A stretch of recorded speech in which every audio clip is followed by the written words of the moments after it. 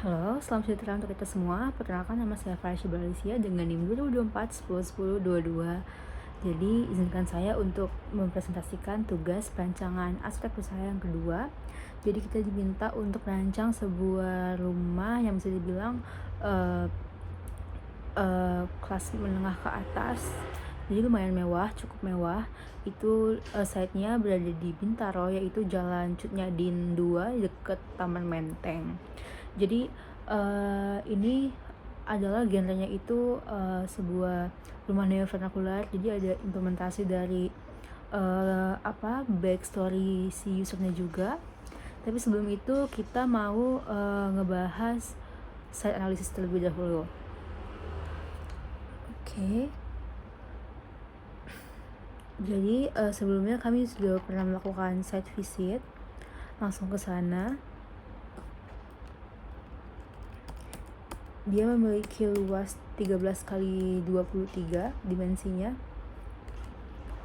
Jadi KDB-nya itu 180 meter persegi. Jadi sekitar 60% sudah dibuat. Saya ngebuatnya itu bentuknya kayak letter L gitu bawahnya, dan sisanya 40%-nya itu dimanfaatkan untuk ruang terbuka hijau gitu. Lalu untuk kayak analisis seperti source of noise, karena itu nggak terlalu private tempatnya, dia juga lumayan bising depannya. Jadi depan si peserta ini sengaja dibuat tertutup aja, privacy, karena kliennya itu artis. Jadi juga buat respon si bisingnya itu saya menaruh kayak master bedroom, kamar-kamar, kayak area privasi itu sengaja ditaruh di paling belakang. Jadi yang depan ini khusus untuk area publik dan area service aja gitu. Jadi ada sirkulasinya itu ada dua, service sama yang main entrance-nya itu public. Main entrance-nya ini bisa dilihat langsung, ini ada pintu di sini, ada pintu di situ. Jadi di depan, di samping carport itu main entrance-nya langsung masuk, ada powder room dan juga sitting room gitu. Jadi untuk si service-nya dia ini akan masuk ke sebelah sini. Jadi area maid semua ada di sebelah situ. Itu untuk sirkulasinya. Terus juga untuk viewpoints, karena ini perumahan samping-sampingan dengan existing building, tetangga-tetangga yang menempel, jadi untuk view juga depan kanalnya nggak terlalu bagus juga dan juga lumayan bising. Jadi saya buat semacam courtyard, inner courtyard gitu. Banyak banget tuh inner courtyardnya. Jadi di sini ada buat tempat masuknya angin juga, terus bukaan juga. Jadi nanti semua kaca-kaca, dari kaca kamar mandi, kaca jendela kamar itu menghadap, kita hadapin semua ke inner courtyard kita. Jadi angin, cahaya, sirkulasi masuk aman gitu. Sama vegetasi. Lalu sunpad ya, karena punya kita ini fasadnya menghadap ke barat daya ya. Jadi lumayan cukup tinggi panas mataharinya. Jadi kayak pakai double fasad juga. Fasad utamanya ini saya buat tertutup, dia ada kaca yang terlalu besar juga. Ada sekitar 30%. Jadi untuk cahaya matahari dengan fasad kita yang mengarah ke barat daya, begitu responnya.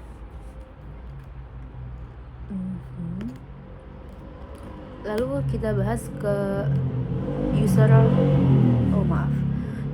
karakteristiknya. Jadi yang saya ambil ini kayaknya itu saya pilih Duta Echelon 7. Kenapa Duta? Karena dia punya background latar belakangnya itu dia dari orang Jogja yang emang kental banget. Katanya juga sih dengar-dengar dia dari biru ya, dari belakang namanya Mojo. Jadi itu alasan juga kenapa saya memilih namanya itu Omah Mojo ya, karena belakang namanya juga saya ambil, dan Omah itu kan rumah di bahasa Jawa gitu simpelnya. Jadi juga atapnya agak dibikin transformasi dari bentuk si joglonya juga, dan prinsip-prinsipnya juga yang saya terapin dari konsepsi neo vernacular ini gitu. Terus untuk space recruitment-nya itu apa? Jadi kita langsung bahas ke floor plan-nya. Jadi yang di first floor itu kita masuk ada si carport yang bisa diakses sama sirkulasi main entrance dan juga seamate. Di situ juga ada tangga. Jadi tangganya ini buat ke lantai 2. Lantai 2-nya ini ruang publik, dia ada studio musik dan juga ada guest room dan share room gitulah. Jadi emang dikhususin kalau tamu-tamu di lantai 2 ini, tapi dia juga bisa akses balkon gitu.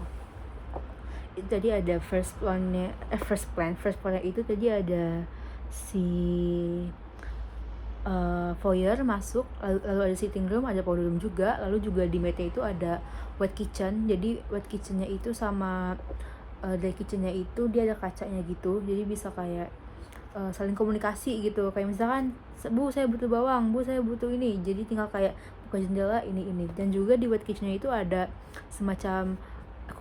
emang ada pintu, jadi pintunya ini depan banget sama sitting room. Jadi kalau misalkan si mate-nya ini mau menjamu makanan, minuman gitu ya, jadi bisa langsung lewat situ arah sirkulasinya. Depannya juga itu ada laundry room. Jadi area laundry room itu paling depan, bersembunyi di sini, di sini itu ada laundry room. Tempatnya lumayan lah buat ngejemur juga. Tadi kan udah ada si sitting room itu agak masuk, itu ada perbedaan elevasi naik dikit, itu ada kita punya dining room itu di sini yang tengah-tengah banget, yang depannya ini langsung inner court gitu. Jadi makan sambil viewpoint yang bagus, itu menggugah selera banget. Lalu juga di situ tuh kita ada living room buat family, dia ada kayak area buat nonton TV juga, sama ada kayak lesehan gitu, jadi bisa buat sambil chill. Lalu juga ada lantai 1 ada master bedroom diletakin di sini. Ini paling belakang karena emang area private, yang saya bilang responnya saya taruh paling belakang gitu.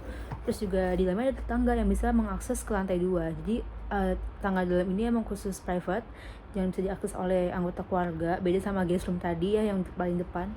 Jadi nanti paling belakang itu diakses buat menuju si kamar. Jadi kamarnya itu ada 2. Di lantai 2 kamar cowok dan kamar cewek buat anak-anaknya. Dan masing-masing kayak cewek ini punya balkoni, karena cewek ya, saya ngerti rasanya. Jadi kayak kita perlu balkoni buat melamun. Lalu yang cowok juga ada kamarnya. Jadi karena kamar cowok ini deket dengan balkoni, jadi memang kita taruh kaca di situ juga, dan balkoninya itu sering terbuka, dan sampingnya ada lounge-nya juga. Mungkin kayak teman-teman cowoknya bawa teman suka main game bareng, jadi boleh di situ. Dan balkonnya itu yang ini ya, balkoninya itu yang ini nih, balkoni yang ada si ini railingnya itu dia kayak kisi-kisi gitu. Itu juga bisa diakses sama si guest room juga bisa gitu. Lalu tadi kan ada kamar cowok cewek yang emang masing-masing punya kamar mandi dalamnya gitu, kayak kamar mandinya. Lalu dia juga ada akses tangga, tapi nggak yang langsung ke lantai 3, dia ke lantai 2 dulu stop, lalu lanjut ada anak tangga lagi untuk ke lantai 3. Itu isinya ada playroom sama rooftop teras, dan juga utility room buat naruh kayak tangki gitu. Jadi di sini di yang skala paling pertama ini ada tenis meja bisa dimainin, sama ada biliar, dan juga sitting yang playful gitu, karena ini emang judulnya playful area gitulah. Terus juga kita buka pintu bisa masuk, ini ada rooftop teras gitu, bisa barbekyuan, api unggun gitu di atas ya. Terus juga tadi ada utility room, kira-kira gitu mungkin dari si floor plan nya gitu. Jadi emang sengaja saya ngebanyakin family lounge-nya, karena mereka kan kayak katanya private dan kekeluargaan banget gitu ya, yang paling kelihatannya ya mereka private. Jadi memang setiap ruang itu dirancang kayak emang buat kepentingan bersama gitu ya. Apalagi terutama yang playful room itu, jadi mereka bisa menikmati waktu mereka bersama-sama gitu. Mungkin buat temen juga bisa. Nah, yang bikin special di inner court ini, aku juga nerapin increase biodiversity. Jadi bakal ada banyak tanaman juga. Jadi dia itu bisa meningkatkan keberagaman jenis tanaman, juga serangga, burung, dan juga makhluk lain yang ngebuat si lingkungan ini jadi lebih hidup gitulah ya. Terus juga ada berbagai macam tanaman, jadi fungsinya berbeda-beda juga. Ini aku udah klasifikasiin kayak ada visual, dari colornya kah, smellnya, touchnya, teksturnya apa tekstil gitu, terus taste apakah itu edible gitu, dan juga ada tanaman yang menghasilkan carbon dioxide gitu. Lalu juga ada yang insect itu dia kayak attraction, dia itu menarik sebuah serangga gitu. Jadi tanamannya udah diplot bisa dibilang kayak air mata pengantin, waledia, pisang kipas, melati, sawo kici. Nah, sawo kici ini di highlight ya karena saya baca-baca di website juga itu bilang katanya itu di rumah joglo itu mereka ada sering tanam sawo kicik. Jadi sawo kicik sama sawo biasa itu bedanya ya emang lebih kecil dan juga buahnya lumayan beda. Jadi sering dipakai ditanam di rumah joglo gitu, jadi kayak di sekitarnya. Jadi itu inspirasi dari situ, jadi kayak pohon gedenya agak yang paling gede di antaranya itu saya taruh sawo kici di sini gitu. Gak ada regulasi sih, kayak semua orang bisa nanam gitu, makanya coba deh taruh itu. Karena kalau asam jawa juga terlalu besar gitu. Terus juga ada pandan, bambu juga untuk nutupin si kisi-kisinya ini biar area private-nya nggak kelihatan dari luar gitu. Jadi itu nanti itu bakal menarik si burung juga, kupu-kupu dan lain-lain. Oke, mungkin itu aja yang bisa saya sampaikan. Kurang-kurangnya mohon maaf. Terima kasih.